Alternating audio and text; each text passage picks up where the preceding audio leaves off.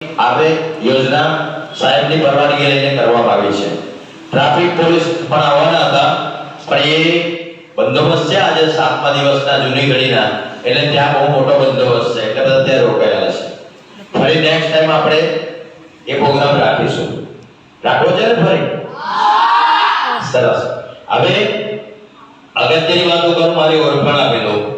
હું assistant sub inspector એટલે આ બેબી બેન છે એમના જેવો આસિસ્ટન્ટ સબ ઇન્સ્પેક્ટર પછી રિટાયર થયો છું, અને રિટાયર થયા પછી હું મારું આ એસવી ફાઉન્ડેશન છે, લખે છે ને ગોલ સિમ્બોલ છે, એ એસવી ફાઉન્ડેશન હેઠળ પોલીસ સાથે સંલગ્ન રહી સી ટીમ પોલીસ અને વડોદરા શહેર પોલીસ સાથે રહીને કાર્યક્રમ કરું છું।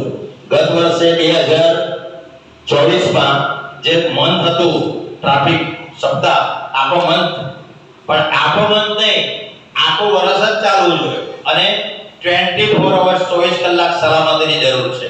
જરૂર છે ને? તો આપણી સલામતી સરકાર દ્વારા કોણ કરે છે? પોલીસ। પોલીસ પ્રજાનો મિત્ર છે। એટલે આપણે કહીએ ટ્રાફિકની વાત, ટ્રાફિકમાં પહેલા સૌપ્રથમ એસએસસી માં આવે ને છોકરા, એટલે પપ્પા પાસે પહેલી માંગણી કે મારા સારા ટકા આવે ને એટલે મને બાઇક લઈ આપજો। અને બાઇક એટલે પેલી નાની નહીં, પાછી એટલે મોટી, અરે પાછી ઊંચી સીટ વાળી નહીં બધી।